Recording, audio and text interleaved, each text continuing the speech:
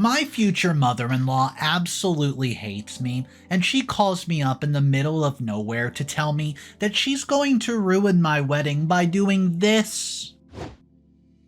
I'm between a rock and a hard place right now. I did not want to do this, but I feel that if she is at my wedding, it'll be upsetting for my sister. My husband understands my decision but could face backlash for what I've decided. He's so sweet and only wants me to be happy.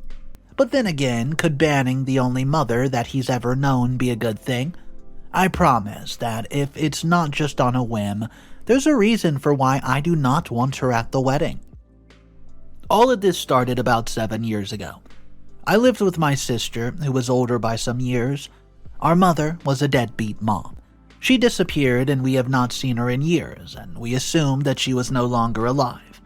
There was a kind lady who sometimes came by and gave us food. We will call her Miss T.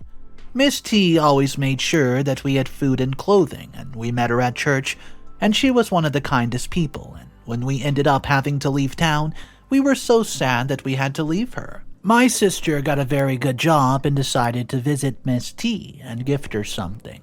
But when she came back, she was quite upset and told me that she's changed. That kind lady that we once knew was now married into a rich family.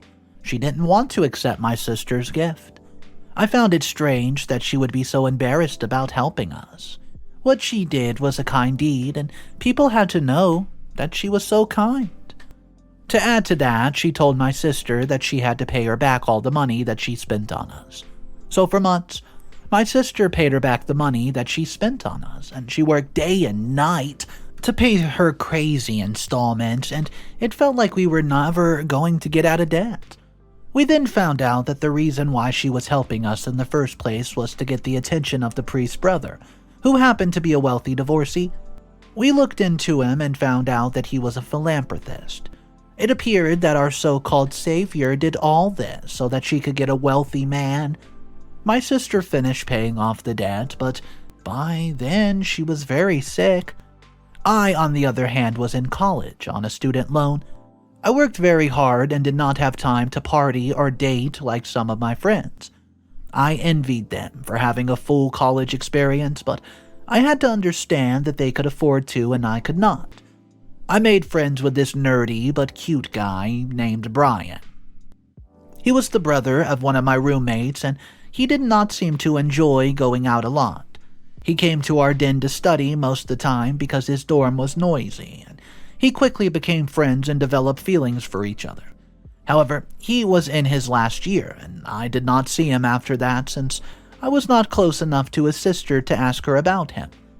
I quickly forgot about Brian, graduated, and got my job. One day, I ran into his sister, who needed help with applying for a job. She told me that her dad had cut her off because of her wild ways, and now she was very regretful and wanted to turn her life over. I helped her with her resume, and since I had space for a roommate, she moved in with me. I was not staying with my sister anymore at the time because she had just gotten married. Steph and I quickly became friends after that, and we ended up talking about Brian. She let me know that he was doing well and working overseas, and she also shared with me that he had not stopped talking about me for years. Well, weeks after that, I came home to find Brian with Steffi. From the beginning, there was chemistry between us, and at the end of the night, he got my number and we started texting again. Soon, we were dating, and we've been together for over 2 years. I never met his parents, and he told me that his father had remarried not long after his mom passed. Steffi and Brian grew distant from their dad over the years, and over those 2 years, Brian moved back into town, and I got a promotion and we moved in together. We then decided that we wanted to get married, and since I only have my sister as family, and he only has his dad and stepmother, we decided to invite all of them for dinner so that we could break the news. After that dinner, the ghost of our past, Miss T, turned out to be Brian's stepmom. My sister Indy was frozen with shock, and when she saw her, and she refused to carry on with the dinner, I made an excuse for her and she left. I could not handle my anger when I saw that fake savior. How she had humiliated my sister, who only wanted to thank her for the help, came back to me, and I realized that I did not want her to the wedding. So then I asked to speak to her, and I let her know that we both knew our history. I did not want her to be at the wedding because of what she did to my sister, who could not even stand to be in the same room as her. She acted innocent and claimed that I was making it all up. Steffi walked in on our argument and heard everything, and she said that she remembered that when she was in boarding school, her mother was doing some charity work, but then 2 girls who she had been helping got too comfortable and ended up stealing her money. Steffi was shocked to find out that it was me and my sister, and I told Steffi that she was simply mistaken. I had not done that to her. I told her that we were so grateful for her. It was how she treated us after that we were upset about. Steffi said that she knew her mother. She could not be so cruel. Well, I asked her what she meant when she said to her mom. Miss T, who told me to call her Tasha, was her stepmother, right? Well, that was not the case. She was Tasha's daughter. She was away at boarding school, so she never met us, and she said that she might have met us a long time ago, but we did not remember. I vaguely remember meeting her daughter, but I guess the details were not enough for me to remember. I told Steffi that her mother might act like a saint, but she is not. She told me it's a lie because even after her stepdad disowned her, she kept on supporting her, and I told her that of course she would, since she was her daughter, and she got very angry. Brian called us back to dinner and we stopped arguing. However, when she left, I told him who she was. He knew about the story of the lady who had done a 180 on us, and he believed me. He told me that he never trusted his stepmother but was close with his stepsister. I then requested him to let his dad know that she was not invited because it would make my sister upset. I know my sister, and this situation is so triggering for her. This was where the trust issue started. We saw her as a mother figure, but she was using us to make a means to an end. She'll have to stay away then, even if it means I have to upset Steph, who has become such a good friend to me. Update number 1. I'm upset to find out that my decision was not so well accepted by the rest of the family. I've not even met these people, yet they are, my mother-in-law's side, and they feel that they're entitled to put their 5 cents in. They seem to be forgetting that this is my wedding and I can only decide who is part of it and who is not. Now, Brian, who has a hard time being assertive, is bowing down to the pressure and he wants me to change his mind. Let us not even talk about Steph, who has made this very personal. You see, Steph and I have worked at the same company for nearly 3 years now. We're supposed to have each other's back. We often refer clients to each other when we have too much. We have our lunches together and share everything, and these days she does not talk to me, but she talks about me. I recently found out that she was gossiping about me to the girls that we work with. She was saying that I was a gold digger and only friends with her to get to her brother. Those same people that she gossiped about me to came back to me and told me that she was talking about me. I didn't waste any time. I went to HR and reported her for workplace bullying. She's now on probation, and one wrong move and she's going to be fired. Her mother did not hesitate to send me a message telling me that because of my actions, she and her husband were going to reconsider giving us money for the wedding. I told her that I did not care if she gave the money or not. Her daughter was out, hand by bringing in stuff that happens at home and work. She's the one who forced my hand so that I could report her. If she loses her job, then that's her problem. She forgets that when she got financially cut off, I was the one who helped her. Her friends from college that she used to party with would not even touch her with a stick. When we were in college together, she would not even give me the time of day, and it was her brother who was kinder and nicer to me. Now, I regret ever helping her. Her mother should have helped her instead of abandoning her when things got tough. Did she not see that her mother would only have her back if her life was going well? I will let you in on a little secret. Steph and I are so close that she told me all about her mom neglecting her all her life. Her mom only wanted to be around her if she was achieving something, but never when she failed. What kind of mother does that to her daughter? Steph and I bonded over the fact that both of our moms don't really care about this. I've not seen mine in years. Who knows if she's even alive? I told my sister what had been happening, and she thanked me for standing up to them, even though they were pushing me.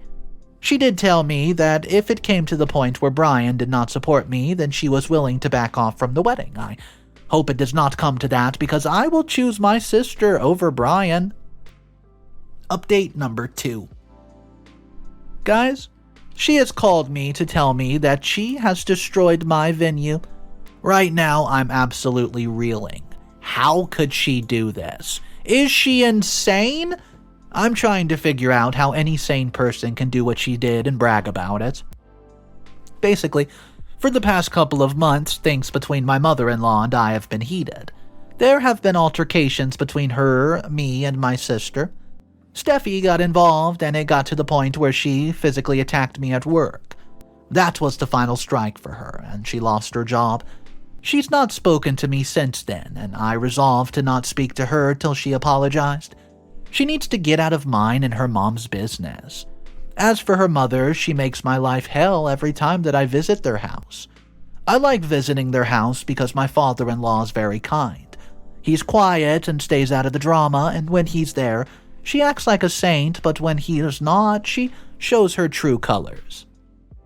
She's still not invited, and it's not part of the planning, so she can sulk all she wants, and she has not made things any better due to her latest stunt. I got a call from her in the middle of the night.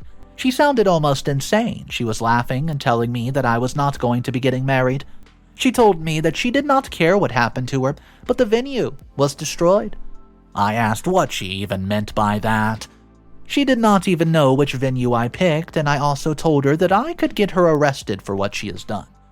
She kept on laughing, saying that it was all going up in flames, and my heart stopped when she said that. I was certain that I was dreaming. There was no way that she would be gutsy enough to do something like that, but then again I thought about the last time I was at her house. She cooked, and when I went home I had a stomach bug. I suspected that she put something in my food just to spite me. But I did not tell Brian. But now that she was claiming that she had just done something to my venue, maybe I was right about my mother-in-law being a villain. I woke Brian up and told him that we needed to go. I told him that his stepmom was in a lot of trouble because she tried to ruin our venue. He was confused and asked me how she could do that when we had canceled it. My mind was still a bit foggy when he said that, but then I suddenly remembered it. We had gotten to the venue only to be told that there was going to be an important event on the day. We got our deposit back with extra money as an apology, and due to that, we had to push the wedding planning back.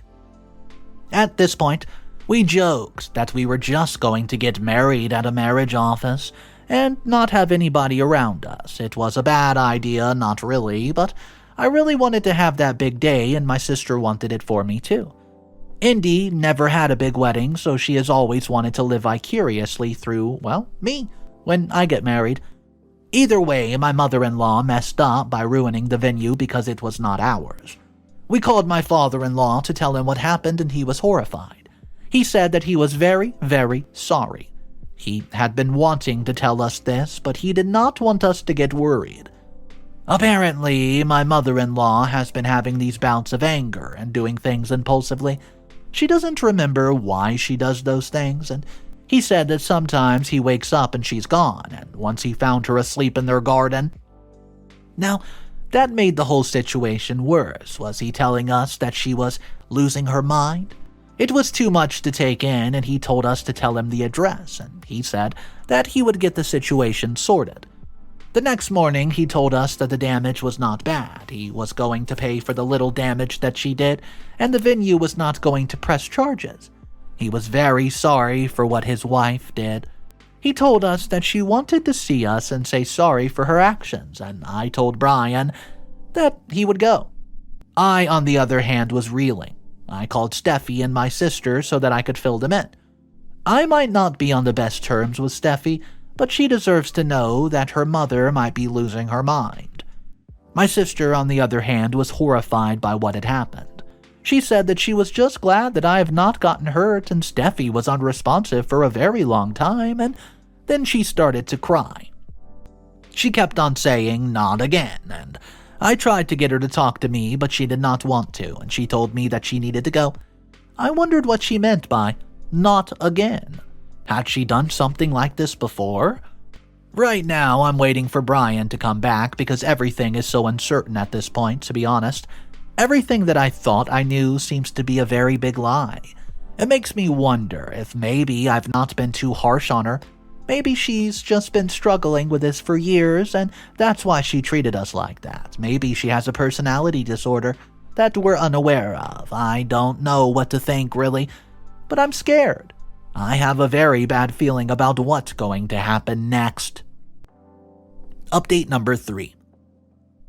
I was right. The matter was not resolved. In fact, it was worsened, and I had no choice but to save my husband over my future mother-in-law. At least my father-in-law understands.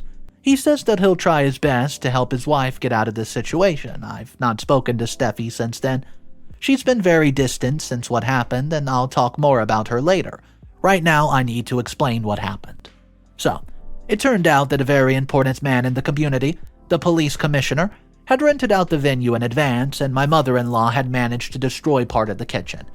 While the damage could be fixed, unfortunately, she has also flooded the venue. She had not burned it, thank goodness, but she nearly did, due to exposed wires that she left there. When I saw the pictures, I thought that a wild animal had broken loose and destroyed the venue. She had really taken her time. If this was because of her mental health, then maybe she was not supposed to be out in society. The last thing we needed was for her to attack one of the family members. I was very concerned about her and made sure to air out those concerns with the family. They said that they would get help but did not make any active plans to do so, and I felt as if no one in the family respected what I had to say. Which was great, because now I was getting calls from the police commissioner's assistant telling me that I needed to come by. I know the man, I've seen him around, and we're cordial. I scheduled a time for them to come out of our home and discuss a way forward. My father-in-law and my husband were present just to make sure that I was safe. To say that he was mad about it would be an understatement. He told us that his son, who had been out of the country for the past 3 years, had been planning to have his 21st there. Because there were only 5 days till the party, there was nothing anybody could do to fix the damage that had been done. He told us that he had ordered special lighting, which had been kept at the venue, which was all damaged. He told us that in his investigation, he found out that we missed out on the venue. So he wanted to know why we have done it. I was shocked by his bold statement. I told him that we had nothing to do with it, and then he claimed that my husband had been the one who did it. He said that he was strong enough to do it and probably thought that he could get away with it because of who his father was. Well, that's when my father-in-law, who I've never heard raise a voice at all, told him that's enough. He told him that he would take responsibility for everything and pay for any damages incurred if the man could just let it go. The commissioner did not look impressed in the least, and he told us that he had always respected us, but it was clear that we were planning a conspiracy against his family.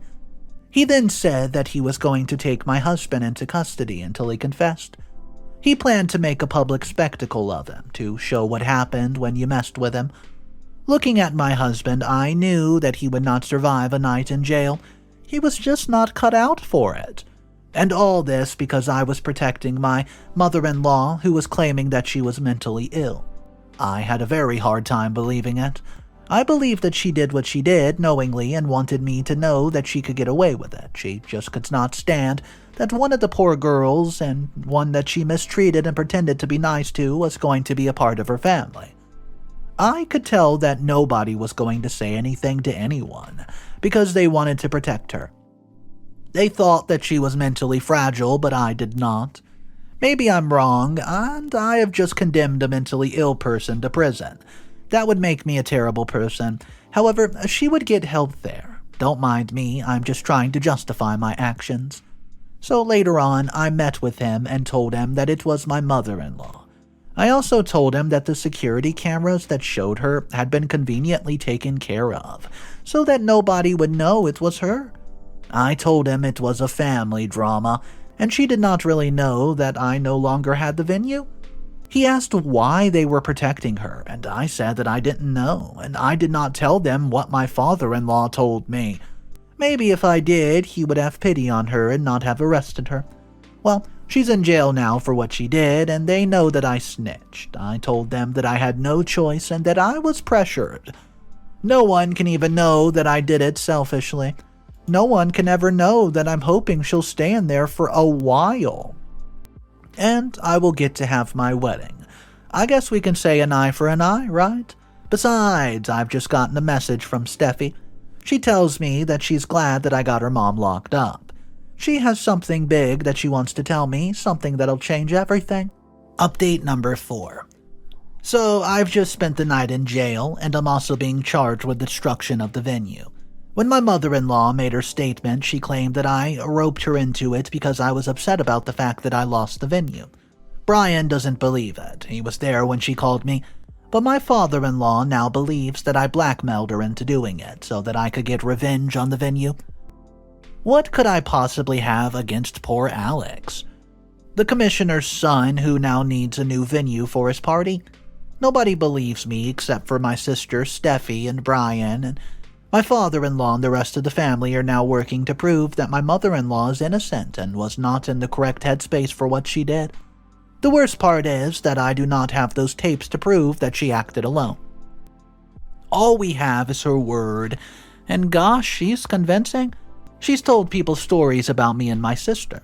She claims that in the past we exploited her when she helped us, which is not true.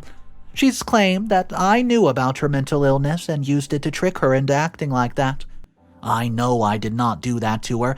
Unfortunately, the commissioner wants blood, and he will have mine.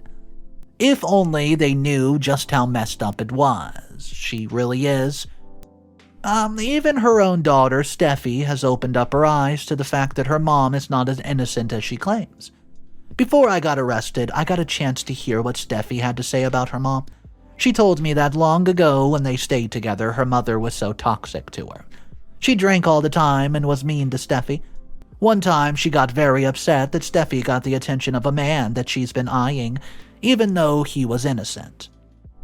So then, her mom cut up all of Steffi's clothing, called CPS, and claimed that her daughter was acting up and needed to be taken to juvie. The worker who was helping could see that something else was going on, so she suggested boarding school instead, and while Steffi was in boarding school, she got married to her now husband. Steffi came back here and there was not that close with her mom, but adored her stepfather and new brother. Soon the pair went off to college and her mom continued like her one day and hated her the next. Steffi started to spiral because of the pressure, and the only way that she could handle it was by partying. She got disowned and her mother did not help that much. Only when she was working again did she have a relationship with her daughter. When Steffi told me this, it made me think that she was just a narcissist. How could she treat her daughter badly while at the same time she was kind to us? It made me feel less guilty for reporting her. She, on the other hand, has decided that she will not let me get away with this one. It's like she can sense that I want to plan my wedding while she's in prison so that she doesn't ruin it. I know her. She can create any emergency so that I do not get married, but if it's okay, her little house of cards is about to fall. I was only held in jail for a day before they had to release me because they did not, have sufficient evidence. Her claims are that I made her do it. However, her DNA is all over the crime scene and it should be simple, open, and shut. The commissioner is pushing very hard. I could have sworn that he wanted me to go to jail so that he could justify the fact that his son's party was ruined. I'm going to gossip a little bit here, but rumor has it that he was not there for his son Alex. His wife lives in a different country and has not seen him in a long time, and I'm sure that he's making such a big deal of it so that he can show off to his son. People and their egos truly disgust me. Either way, I'm ready to fight, to get married and to make sure that she pays for her crime of her own. I'm not Steffi, who can be easily fooled by her personality changes. I know that when she's being nice, she's acting. I know it. They really need to do a psychiatric evaluation on her, though. There could be something that's causing this. I don't know. All I know is that I might be in a lot of trouble right now. It's starting to set in that I might go to jail for a crime that I did not commit. Oh no! Update number 5. Final update. About an hour after my last update, Brian found me collapsed at home. He took me to the hospital only for them to tell me that I had ulcers and they're serious. I'm very much bloated and weak. Oh, some great news though. The venue that I got just sent the deposit back and they sat down and they said they did not want to risk the destruction of the venue due to whatever drama's going on in our family. If I did not already have the police case and my health to worry about, I would have sued them right away. Why is it that everything's going wrong? Is this a sign that I just need to leave Brian and his family alone? Every time that I'm involved, something goes wrong. Yep, it's me. I'm the problem. Now, I don't know what to do next. Brian will not even let me go out of the bed, and I have to beg my sister to bring me my tablet so that I could get some work done. I honestly feel like giving up right now, taking my stuff and leaving it all just like my mother. Well, anyways, I guess it's going to be continued, because I don't feel like updating right now. Well, imagine getting arrested by the police commissioner because you decide to go insane and destroy a venue. Guys, I felt bad for OP having to deal with this situation. Let me know your crazy in-law stories, whether it's your mother-in-law, brother-in-law, sister-in-law, father-in-law. Let me know your past experiences because I know somebody listening out there has a wild in-law story. Drop it down below in the comment section. I love reading your input. My name's Mr. Reddito, and I narrate stories every single day with similar dramatic stories, inheritance drama, in-law disputes, wedding fiascos. You name it, we cover it. Make sure you hit that subscribe button. I'll see you guys tomorrow. And remember, it's cool to be kind. See ya.